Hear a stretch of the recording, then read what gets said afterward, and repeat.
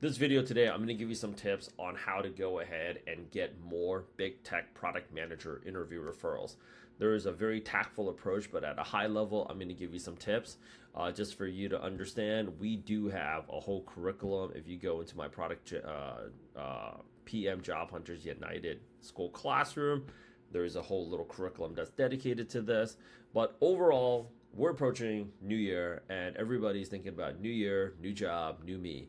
And people want to go ahead and get a product manager job at a big tech company. So let's just put all of our eggs in the same basket here. You want a big tech product manager job because you want to make a lot of money, and then you want to go ahead and screenshot your LinkedIn update that you are currently a product manager for a Meta, for a Spotify, for an Instagram, for a Venmo, and then you can screenshot that, post it up on your Instagram and get more likes and get, basically a dopamine rush, right? So everybody thinks you're cool. That's cool. Let's get that. Let's make that happen. So as you can see here, this is 300K big tech product manager role. Over there at Venmo, we got another big tech product manager role over there. AI program manager position over there at Disney Plus. If I scroll down, Nike, Spotify, Airbnb, like Google, Meta, you name it, we've done it. Okay, this gentleman right here has Hulu. I'll go ahead. There's a lot of ways to go about it, but I think this is actually one of the lowest saturated methodologies that isn't going to keep you stuck. Because the other thing here is, you want this to happen fast. So I'm going to go out there and give you like a quick lay of the land. If you want to make this happen, you got to go ahead and give yourself at least a 90-day to a 6-month timeline. And the reason why I'm telling you this is you have to understand what you're going up against. Big tech product manager roles take their time. I had somebody in my program, the interview process with Meta lasted 1 year and 4 months. Why? Because they don't need you. They don't need you, and they know it.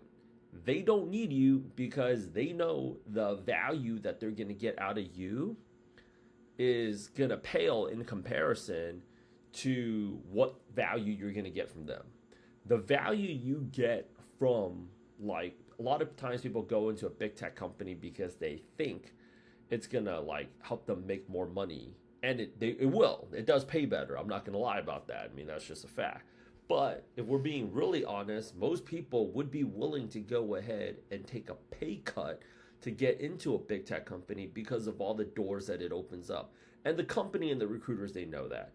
It's going to open up so many doors for you when you start your own business. When, let's just say you want to go out there and get funding, right?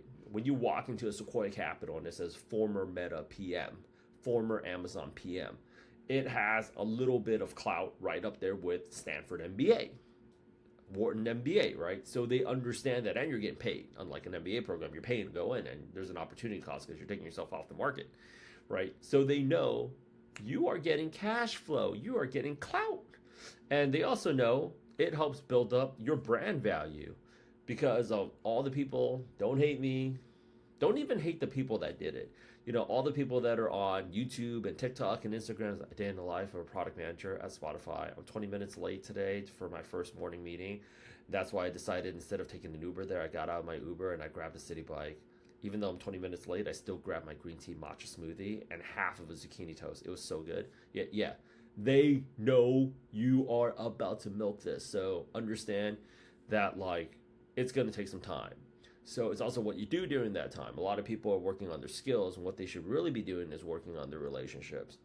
When the role comes out, it's already too late. We don't want to get in on the stock after it IPOs. We want to get in on the stock before it IPOs, right? So on my little, why am I pulling up my PM job tracker here that I sport? Because I'm going to go out there and subtly request that you buy in my school community right here, and the link is also in the description, is that all of these people that post up a product manager role, what you should be doing, and we got a lot. So if I was to go ahead and just click on, let's just say I'm based out there in New York, and I really want Capital One, right? I got like 55 Capital One openings.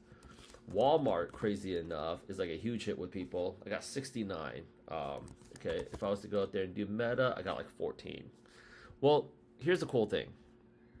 These people that posted up roles before, 80% of the roles in technology have not been posted yet. Why? Because of procrastination. People lazy AF. You don't do everything on your to-do list. Neither do I. Neither does anybody else. That's why people have teams, but you don't have a team. So, and most people don't. Most people don't have assistants. Most people don't have like an executive assistant that helps them out. So there's a lot of roles right now on their desk that they have not even posted up for. What you want to go ahead and do is create a list of all the companies that you want to work at, and you want that list to be as long as possible. So many people say like, oh, I really want to go out there and work at Meta. So you wouldn't work at Spotify if they gave you a job offer. Oh, well, obviously, yeah. Netflix. Would you work at Netflix? Recently, I know two people that took product manager jobs at Netflix. Oh yeah, sport the fact that you have like foreign language. I know two people that took a product manager job at Netflix simply because they spoke Korean. Because Netflix is like tripling down on like Korean content right now. If you don't know, it means really nothing you can do, right? But like, okay, that was a side note. But what you want to go ahead and do is you want to reach out to these people follow them on social media, follow them on LinkedIn, follow them on their newsletter. If you go to any LinkedIn profile, you are going to go ahead and see that they have a side hustle that they're starting. A lot of these people are coaches. They are consultants. They do freelance work. They have a mini little startup business. Don't ask. Follow the Gary Vee method of give, ask. Like if they're starting up, I had somebody in my program land a product manager job just because this one big tech PM was in the process of starting, it was either like an ice cream or frozen yogurt business and had a pop-up, and it was going to be at this thing in Brooklyn, and showed up to it. Like, you got to think about it. If you're just like, hey, can I get a job? Like, you can't get a job. In fact, I want to put you on a very special list of people that I don't ever want employed here, right? But like, if you reach out to them and you're like, whoa, that's so crazy. Like, I can't believe you're starting like an ice cream startup, right? I can't believe you're starting a pet shop. Whatever it is, get them excited. So you are building up that relationship with them. And if you do it for 30 to 45 to 90 days, like you're coming in with so much more social leverage than just like, I'm just looking for another job. Because again, it's a very, very, very, it's kind of like those, like, I don't know if you guys ever watch that movie like Social Network, like those secret Harvard societies, those finals clubs. They know the value you get from like getting in, so of course they're gonna gatekeep it, right? Like it's a really hot restaurant they don't want anybody else on Yelp to know about because it's gonna ruin it for everybody. So you want to do that. In the meantime, though, understand that gets you in the door, and most people can already get in the door if they have like a network. But in the meantime, though, you want to do as many interviews as you can, many product manager interviews as possible. And the reason for that is so many people spend their time trying to get the interview. And then what happens when they get the interview, they're like, holy shit, I got an interview. And now what the am I going to go ahead and do? Yeah, I guess you didn't think about that part. And then they go in the interview, and you got to understand something on the back end. For recruiters, they do about 40, 80 screens a day. Some of them at the more junior level got to do 100, 200 screens a day. And if you take that, that's like, even at the low level, if I did 10 screens a day, that's still 50 interviews a week. I mean, tops out in my program, I think the record holder was like 25 product manager interviews like a week.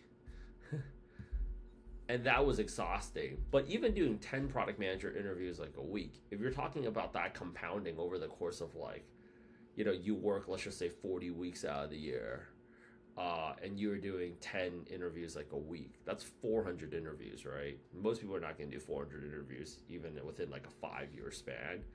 Exponentially speaking, their ability to interview you versus your ability to interview well for them is going to be outpaced.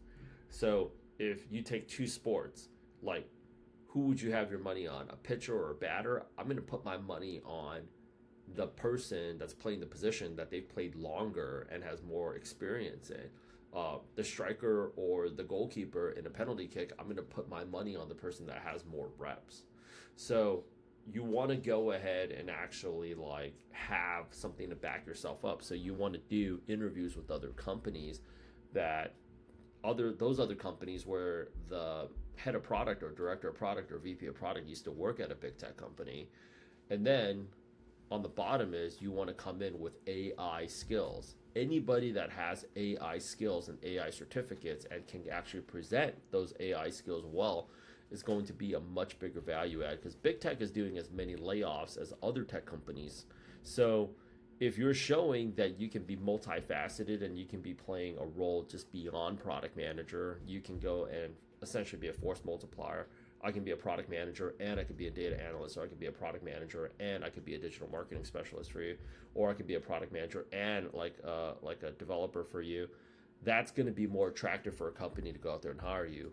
Obviously, as you could see from our YouTube testimonial page, that I love flexing. We can get you into these types of roles. It's going to take work and it's not going to be a cakewalk.